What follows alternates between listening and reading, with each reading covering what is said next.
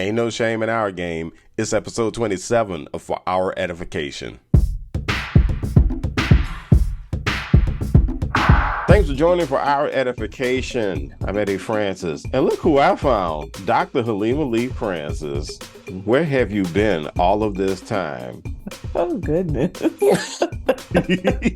For Our Edification, this is where we talk about everyday issues and how they affect who we are and how we influence the people around us. And don't forget to go check out the podcast, past episodes. Go to eddiefrancis.com and you'll be able to check out those past episodes of For Our Edification. Well. Look at who the cat dragged into the podcast. Look who came back to join us. She got all big time on us. Okay, y'all. So let me just tell you what happened. All right. Since the last time Halima had time for everybody on For Our Edification. So Halima went and got herself a job. It was a big job. She went over to Tulane, and then she started directing this program. Well, she kind of helped build the whole program in public administration. Then she rolled out this Master of Public Administration degree with a couple of certificates attached to it. And then she got the thing named. Look over her left shoulder. The big picture of Good Trouble is just staring right back at us. Yes, so it is now formally known as the John Lewis Public Administration Program. And Halima's important, and she's doing stuff with the University Senate, and she's, and then one day she had an idea, so she decided she wanted to come back to the podcast because she had an idea about something. The views and opinions expressed on For Our Edification do not necessarily reflect the views or opinions of the hosts, guests, or any entities with which we are affiliated. So welcome back to the podcast, Halima. Well, thank you for allowing me to come back. I mean, I feel like I got kicked out the bed. Am I Bobby or which one am I? You can come back, Bobby. Do you still know the dance steps, Bobby? Do you still know the dance steps? Are you going to need Johnny to come in and finish a couple of dance steps for you? Is that how this is going to be? I know the steps, but I may forget the lyrics. I know the lyrics. Hey, you had this really cool idea. You and a friend of yours were having a conversation, and this is really cool stuff because you were having this conversation, you told me, and you said that you and said friend were having a conversation about how you were going through whatever you're going through, and then you both kind of came to this conclusion where you say, you know what, there's no shame in the struggle. There is no shame in the struggle. And I do think that's an important conversation for people to hear about, because I mean a lot of us go through it. So right. So how did this come? What exactly was the conversation? What exactly was going on? How did you even come to this? And you felt that it was time for you to come and share yourself with us again. Yes, I wanted to share. So first of all, thank you for allowing me to come back and join and be a part of this conversation. I just need you to know that the HR process to come back and to, get you back into the system and have IT turn your For Our Edification email back on. The IT department. You know what? IT department. Yeah. Y'all got all that taken care of? Yeah. Okay, go ahead. Yes. So the time that I've been away, I've definitely been thinking about For Our Edification, and a lot of the conversations that we've had, the other episodes that are out there. So you all go listen to the other episodes. I've been checking them out, and they have inspired me and encouraged me in the work that I've been doing. To build this program and to, some of the other things that I've been working on. So it's definitely a space that has been one of encouragement. So I want to thank you and say good job for holding it down in my absence. I appreciate Thank you. So the conversation. So no shame in the struggle. You just show up. So this came out of conversation with a dear friend of mine, Leslie Brown, who is a mental health professional. And it was, and who we have to get back on for our edification, actually. we have to get her back on the show. Yes, definitely. We were having one of those kind of late night sister girl text exchanges that, Oh. we all have with our friends. It's like, child, my day was just, So we have been, since the beginning of this year, really thinking intentionally, and this is a theme that's crossed a lot of relationships in my life. With you and I, Leslie and I, my parents, all kinds of different relationships and friendships. We want to be our best selves, right? So, as we're looking at recovering from the trauma, quite frankly, of the COVID experience. As many of us are looking at milestones in our lives and our birthdays, thankfully they keep coming. We're looking for ways that we can just simply be our best selves. That may mean improved health, and that was what this particular conversation was about. Leslie and I have been accountability partners, honestly, in trying to improve our health. It also applies to leaning in and finding your joy and growing your joy. It might mean tapping into prosperity, and growing your prosperity. It might mean pursuing that dream that you have put off for whatever reason for however long. But in the conversation that we were having, I was sharing with her that, I didn't feel like it. Like the thing that I needed to do, which was exercise. I needed to exercise. You were encouraging me to exercise. We've been walking together. We've been stretching together, and this was particularly around stretching. So, and you're laughing because you know me in stretching, and you know that I'll fight you just as hard on things that I should do. Mm-hmm. So I was sharing that with Leslie.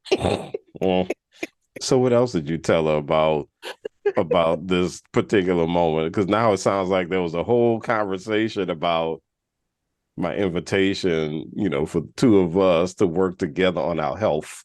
So we'll get back to that. We'll talk about it after the show. That's fine. Oh.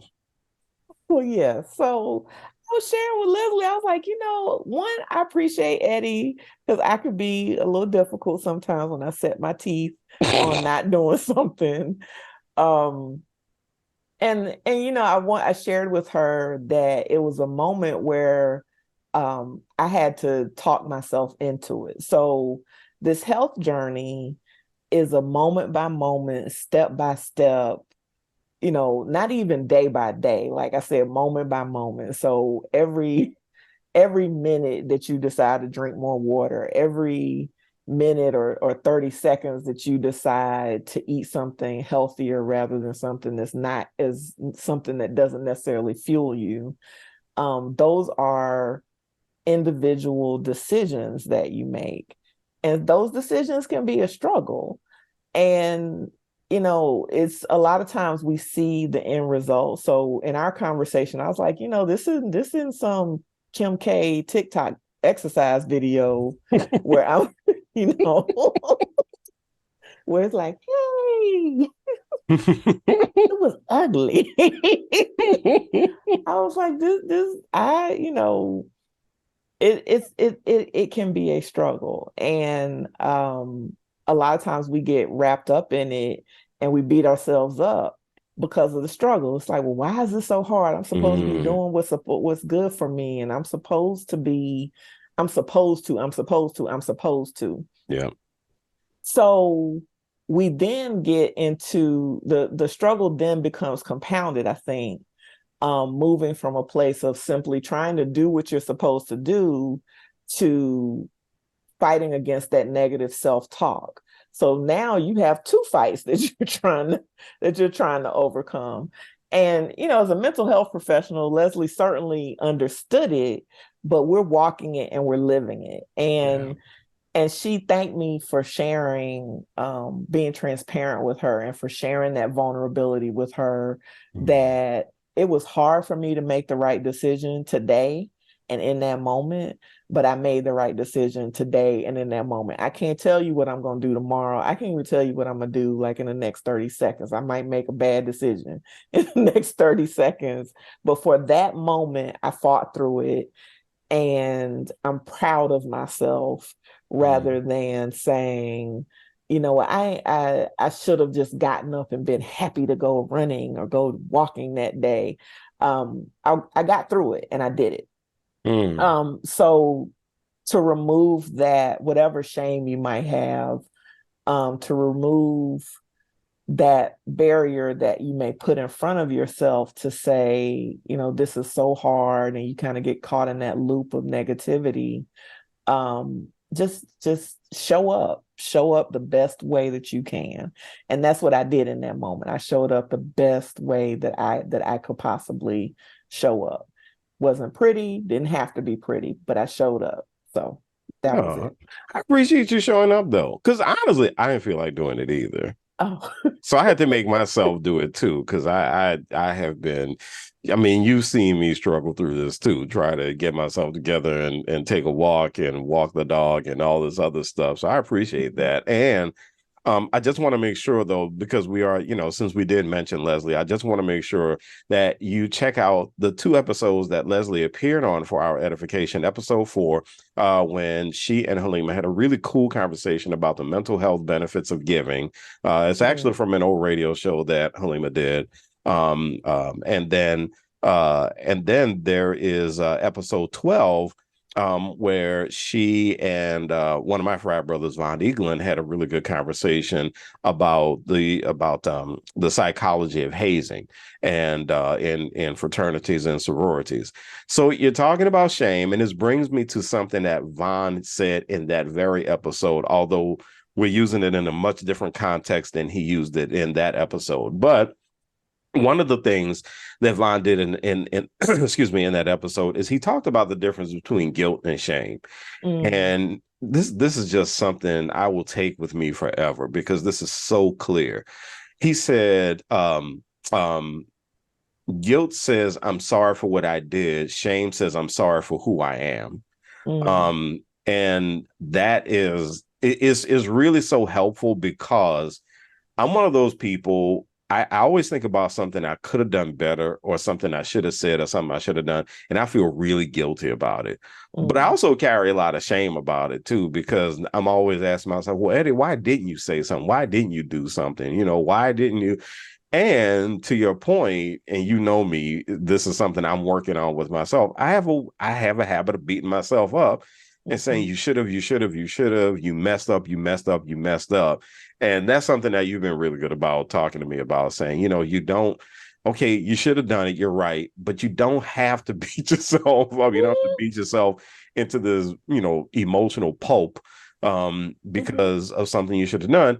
Is done. It's done. It's past. Nothing you can do about it right now. So now you got to figure. You gotta move on. And so I think that distinction that Vaughn made, is really, really so good for people to understand, because there might be people who feel ashamed of stuff, and health is something that a lot of our friends, especially, are really, really trying to get themselves together on, mhm, and they may not know what they're feeling when they feel ashamed. They may mhm, not realize that what they're doing is they're saying, what, I'm sorry for who I am right now. And mhm, and that's really deep when you get to that mhm, point, when you start saying I'm sorry for who I am.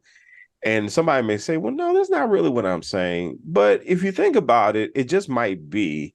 But even if you are saying I'm sorry for what I did, I think we have a tendency, especially high achieving people, I think we mhm, have a tendency to just live on our mistakes for as long as we can possibly live on the mistakes. So, mhm, mhm, um, so I mean, how are you talking yourself through this mm, stuff so that you know where you are in the moment, but mhm, then How are you able to come back so quickly and say, okay, it's okay, I'll be okay, we'll be okay, everybody's gonna be okay? Because you're really good at that. I'm horrible at that. So I really appreciate that distinction between guilt and shame. To me, shame even it alongside that, um, shame is something that can be reinforced by society, community around Mm, us. So, when we make mistakes, think about your experiences through life and how other people treated the mistake you made. Did they use it to help grow you, help you do better next time? Or did they beat you over the head with it? And we internalize that, right? So, my role as a leader, honestly, in education, I have to process this often because I'm working with students. mm, I'm working with students who may or may not come to me in the perfect model of clay, that sometimes educators expect to see. So we idealize who we want to work with as educators. And you hear me joke about elbow patches and grassy knolls um and reliving the Harlem Renaissance, and everybody is supposed to come to us brilliant as educators, and we're having these deep, deep conversations that are moving the world forward. And the reality is, the reason why our students are there is because they need us to teach them. yeah. They need us to inspire them. They need us to coach them. They need us to cheer for them. They need us to be positive reinforcement. So a lot of the ways that I think about processing my own shame or my own guilt or my own limitations, my own imperfections, is through the lens of how I work with my students. Sometimes you'll hear me say to you, like, talk to someone as if you're talking to our son. Like, how would you talk to um, the most vulnerable, the person who needs you the most? Talk to someone as if you're talking to me. So when you're correcting somebody, talking to them with a spirit of gentleness, with a spirit of love, with a spirit of kindness, with a spirit of compassion. And I tend to see the world through that lens, right? Mm, And I've done a lot of self work and, and self conversation to get to that point. Because it's not to say that I don't get angry, and it's not to say that there are people who I see as less than their best selves, but it's to say that I work really hard to find light and love in pretty much every situation, right? So, but sometimes the hardest person to show that light and love to is yourself, yeah. and we criticize ourselves. So that's a very long-winded way of saying, I work to find the light and love inside of myself. And then the next step is, okay, well, why are you doing this? Why do you want to do this? What is your purpose? So purpose is a foundational concept for me for everything. So from my Mm, career to, how I dress to, so purpose is embedded in everything. So I tend to go to that place of purpose, and it motivates me in those times where I'm struggling, and in those times where I'm trying to work through the shame and through the challenges and through those imperfections. So I think loving yourself, being kind to yourself, being gentle with yourself, um, and really reminding yourself of your why. Like, why is this important to you? And mm, in that moment, that why might be, I just want to look good in the outfit. The next moment, that why might be, as I go into my golden years, I want to be able to live my healthiest life. The why might be, I don't want my spouse or my family to have to be my caregivers unnecessarily. So yeah. the why might change. But you got to make sure that why is strong enough to stick. It's got to be strong enough to compel you to do what you need to do. and you speak love into people. I really believe that you speak love into and over people. Mm-hmm. And there are rare cases that I have seen that backfire. And even in that, I don't know what happens when they're out of my presence. They always carry my words with me, with them. So I don't know. It might land on them differently at another point in time. But I always try to speak love over people. You're listening to For Our Edification. I'm Eddie, and that is Halima. And so you know what? I think there's a really rich conversation to be had here about looking at this from the leadership standpoint, because you went Mhm. into that in your answer a couple of minutes ago. And so as someone who is a leader, um what role do you think you play with with the people who work under you? What role do you think you play in guiding them through those moments? I mean, at what Mm. point, where does it begin and end for you? Have you thought about that even? Yes. I think about it a lot Oh, as okay. a Okay. leader.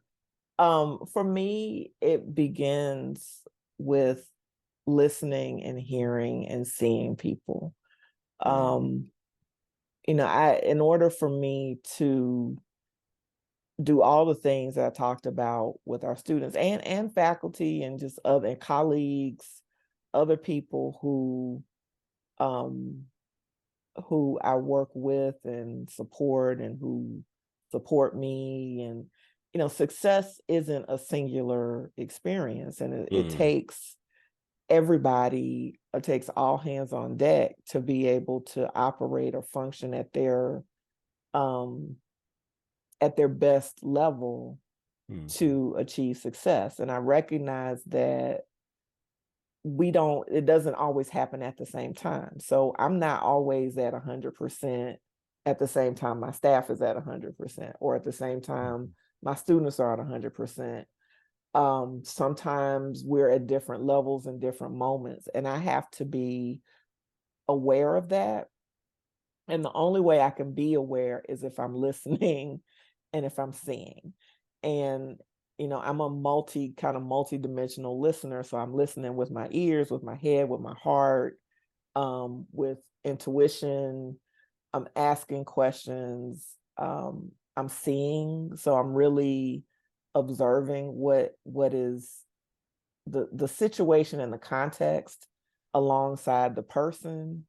So I'm trying to and it's really with the goal of understanding.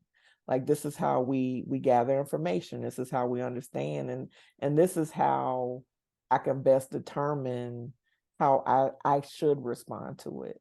And then and also I pause, like I take a beat before I jump in with a solution or whatever I that need to is, say. but that's hard to do. It That's is. really hard to do. I mean, because I'm one of those people, I have to be I have to be really focused to stop myself from responding right Mm-hmm. away.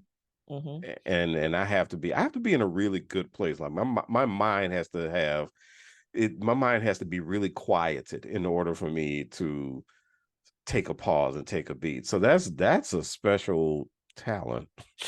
Well, it's cultivated. Like I think all these things are learned. Hmm. You can develop it for yourself. Like, so space means a lot to me, and if I'm in a in a calm space, in a space that doesn't feel chaotic and frantic, then I'm better able to do that. Now, if I'm Mm, in a space, a location that feels constant chaos, that where there's constant disruption and there's a constant emergency, it is really hard to be present. Like, it is hmm. so hard to be Hmm. present when you are constantly dealing with um those types of frantic environments. So Hmm. it really means a lot to me to have space and time to process. Now, life doesn't always operate on my time frame and my time window. Sometimes you have to make an immediate decision, or you have to give immediate feedback. But sometimes you do have the luxury, more, and a lot of times, honestly, you do have the space, and it's wiser, like you use wisdom. It is wiser to say, I want to slow this process down. And when you say, I want to slow this process down, you would be amazed at how all of your intelligences kind of converge.